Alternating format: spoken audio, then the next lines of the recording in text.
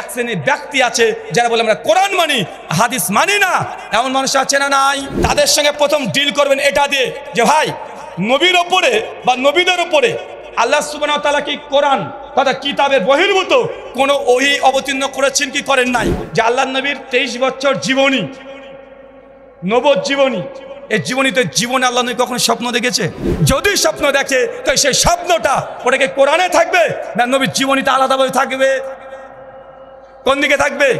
যে মুসা তুমি তুর পাহাড়ের কাছে যাও, নবী মুসা তুর পাহাড়ের কাছে গিয়েছে, তারপর আল্লাহ কি দিয়েছেন?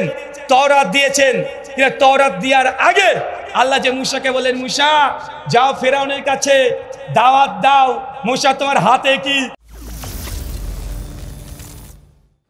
আত্মাহারিক টিভি, ওহির আলোয় উদ্ভাসিত জীবনের জন্য। যারা পুরো হাদিস জগৎকে অস্বীকার করে, বলে আমরা হাদিসই মানি না, তাদের যুক্তি কি? তাদের যুক্তি হচ্ছে এটা, দেখেন ভাই কোরআন হচ্ছে পরিপূর্ণ, কোরআনের বহির্ভূত কোনো ওহী নেই।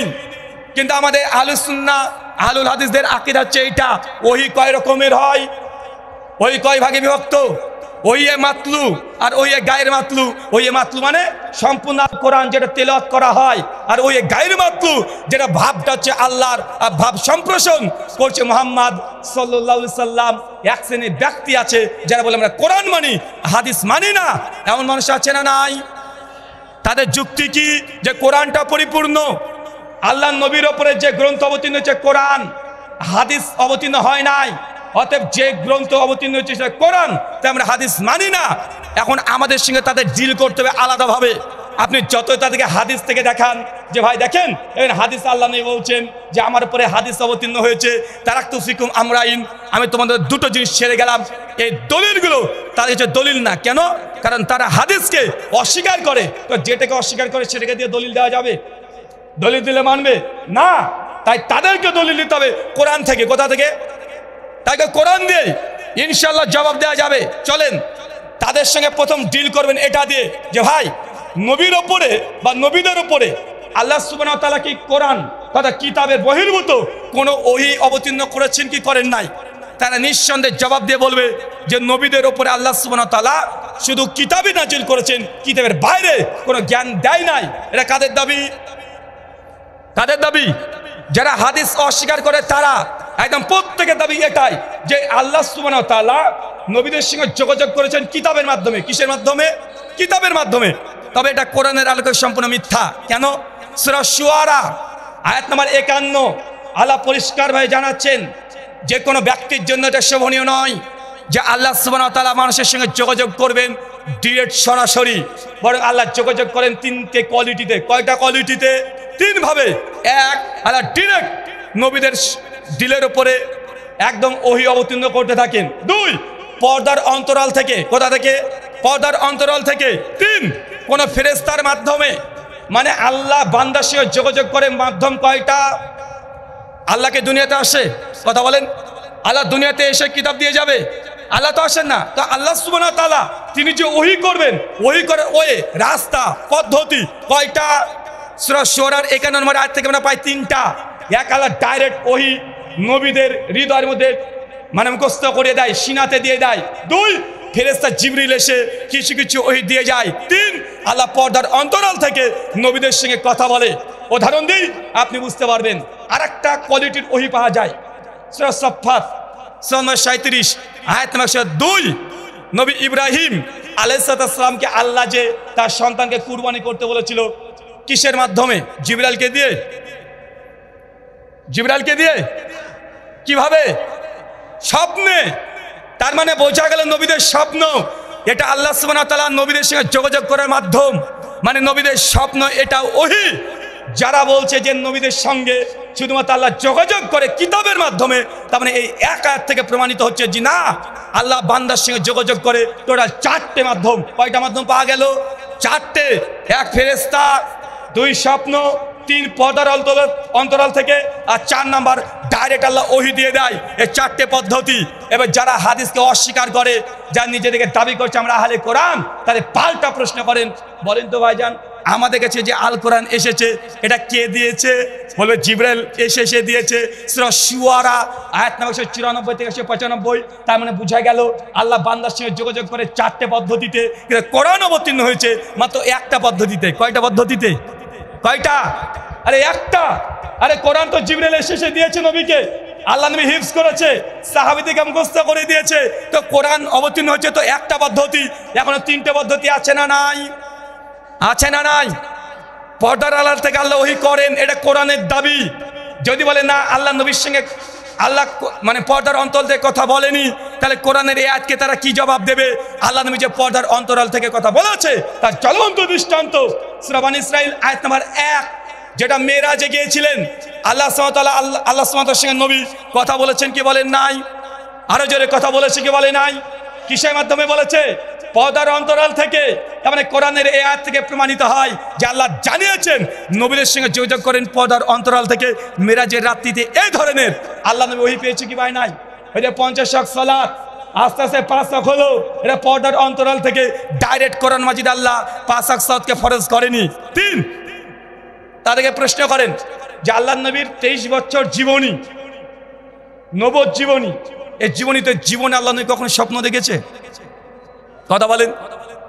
স্বপ্ন দেখা সম্ভব কি সম্ভব নয়? নবী স্বপ্ন দেখেছে কি দেখে নাই? আরে নবীর স্বপ্ন তো দেখবেই, মানুষের ফিতরাত এটা। কেউ যদি বলে যে না 23 বছর জীবনীতে নবী স্বপ্ন দেখে নাই, এটা মানুষের ফিতরাতের বাইরে।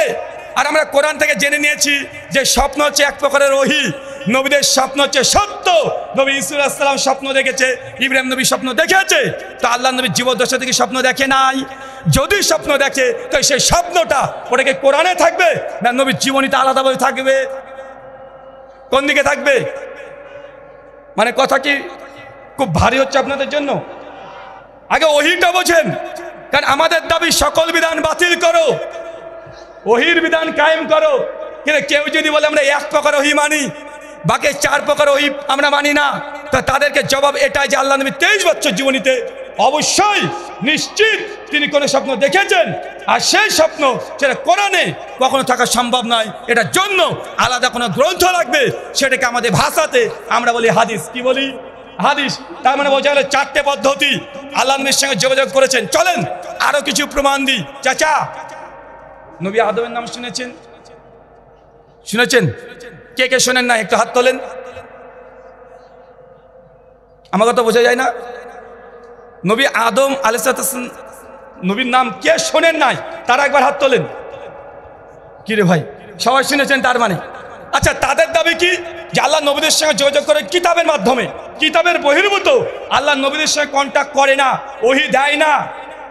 আচ্ছা, নবী আদমের ব্যাপারে সূরা বাকারা 2 আয়াত 30 থেকে 40, সূরা সাদ 70 থেকে 75, সূরা তাহা 115 থেকে 120 নম্বর আয়াত, বিভিন্ন জায়গাতে আল্লাহ কমপক্ষে 50 খানা আয়াত অবতীর্ণ করেছে। আমরা সকলেই জানি আল্লাহ নবী আদম আলাইহিস সালামকে জান্নাত যখন দিয়ে দিলেন, বলেন তুই জান্নাতে যাও, যা মন চায় তাই খাও, পান করো, গাছের কাছে যেও না। এই যে নবী আদমের সঙ্গে আল্লাহ কথা বলেন জান্নাতে, এই কথাগুলো নবী আদমকে কি আল্লাহ কোরআন মানে কোন কিতাবের মাধ্যমে দিয়েছে না ডিরেক্ট বলেছে? বুঝতে পারলেন না মনে হয়? আরে তারপরে তো আল্লাহ বলছে, যেমন নবী আদম সালাম যেমন তুই গাছে গাছে গেলেন, আল্লাহ রাগান্বিত হলেন, তারপরে বললেন তোমরা নেমে যাও, আমি দুনিয়াতে কিতাব পাঠাবো। নবী আদমকে তো আল্লাহ কোনো কিতাব দেয় নাই, কিন্তু আল্লাহ দীর্ঘদিন নবী আদমের সঙ্গে তিনি যোগাযোগ রেখেছেন কি রাখেন নাই? তো এগুলোকে কি বলবেন? এগুলো কিতাব আকারে আল্লাহ দেয় নাই, এগুলো তো আলাদা ওহী। আমরা এই ওহীগুলোকে বলি মূলত নবীদের সঙ্গে আল্লাহ কিতাব বাদ দিয়ে আল্লাহ ডাইরেক্ট যোগাযোগ করতেন। তার মধ্যে একটা আমরা প্রমাণ পেলাম, নবী আদম আলাইহিস সালাম পেয়েছি কি ভাই নাই? 2, নবী মূসা আলাইহিস সালামের নাম শুনেছেন? তাকে তওরাত কখন দেওয়া হয়েছে? মূসা নবী তওরাত কখন পেয়েছে? সূরা নূহ আয়াত 14 থেকে 64 পর্যন্ত আয়াত ডিটেইল পড়তে থাকেন। মূসা আলাইহিস সালামকে আল্লাহ তওরাত দিয়েছে যখন ফেরাউনকে পানিতে চুবিয়ে ডুবিয়ে মেরে দিয়েছে। তারপরে আল্লাহ বললেন যে মূসা তুমি তুর পাহাড়ের কাছে যাও। নবী মূসা তুর পাহাড়ের কাছে গিয়েছে। তারপরে আল্লাহ কি দিয়েছেন? তওরাত দিয়েছেন। কিন্তু তওরাত দেওয়ার আগে আল্লাহ যে মূসাকে বলেন মূসা যাও ফেরাউনের কাছে দাওয়াত দাও। মূসা তোমার হাতে কি এই যত ঘটনা এটা আল্লাহ ডাইরেক্ট নবী মুসার সঙ্গে কথা বলেছে কিতাবের বাইরে। তার মানে বুঝতে পারলাম কিতাবের বাইরেও নবীদের সঙ্গে আল্লাহ ডাইরেক্ট ওই করতেন কি করতেন না। তার মানে আমি এতটুকু বোঝানো আপনাকে চেষ্টা করলাম, পৃথিবীতে এমন কোনো নবী রাসূল নেই যাদের সঙ্গে আল্লাহ ডাইরেক্ট কথা বলেনি বা ওহী করেনি। যে কোনো মাধ্যমে আল্লাহ ওহী করে জানিয়ে দিয়েছেন, কিন্তু কিতাব এসেছে অনেক পরে। তো এটা যদি হয়, নবী ঈসা আলাইহিস সালামের জীবনী পড়েন, তাকেও দেখবেন তার নবুয়তের আগেই আল্লাহ সুবহানাহু ওয়া তাআলা এমনি তিনি কথা বলেছেন, বিভিন্ন রকম ফেরেশতা পাঠিয়ে তাকে জানিয়ে দিয়েছেন। সূরা সাফফাত পড়েন 102 নম্বর আয়াত, ইসহাক আলাইহিস সালাম যে দুনিয়াতে জন্মগ্রহণ করবে, এটা নবী ইব্রাহিমকে কে জানিয়েছে? ফেরেশতার মাধ্যমে। তার মানে বোঝা যাচ্ছে ফেরেশতার মাধ্যমে যে ইসহাকের জন্ম হবে, নিঃসন্দেহে সহিফায় ইব্রাহিমে আল্লাহ অবতীর্ণ করেনি। এটা গ্রন্থ ছাড়া আলাদাভাবে যোগাযোগ করা এতগুলো ঘটনা, যে কোনো নবী, শুধু জাস্ট নুক্তাগুলো আপনাকে বের করে দিলাম। এখন জীবনী যখন পড়বেন তখন আপনি নিজে বুঝতে পারবেন যে আল্লাহ বান্দার সঙ্গে কিতাব বাদ দিয়ে আল্লাহ যোগাযোগ করতেন। আল্লাহ সুবহানাহু ওয়া তাআলা তুমি আমাদের বোঝার তৌফিক দান করো। সকলে পড়ি আমিন।